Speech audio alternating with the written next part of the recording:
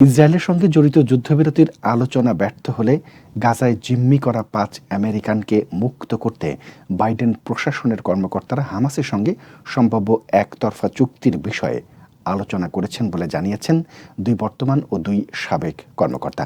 ওই আমেরিকান কর্মকর্তাদের বরাতে এনবিসি নিউজ জানায়, হামাসের সঙ্গে আমেরিকার এই ধরনের আলোচনায় ইসরায়েলকে অন্তর্ভুক্ত করা হবে না এবং কাতারের সহায়তায় এ আলোচনা পরিচালিত হবে। কর্মকর্তারা বলেছেন, ইতিমধ্যে এরকম আলোচনা হয়েছে এবং প্রশাসনের সংশ্লিষ্ট সবাইকে এ আলোচনার বিষয়ে অবহিত করা হয়েছে। তবে হোয়াইট হাউস এ বিষয়ে মন্তব্য করতে রাজি হয়নি। বাইডেন প্রশাসন বলেছে, তাদের বিশ্বাস হামাস ৭ অক্টোবর থেকে ৫ জন আমেরিকানকে জিম্মি করে রেখেছে। আমেরিকান কর্মকর্তারা আরও ৩ জন নাগরিকের দেহাবশেষ উদ্ধারের আশা করছেন, যাদেরকে হামাস হত্যা করে মরদেহ গাজায় নিয়ে গেছে।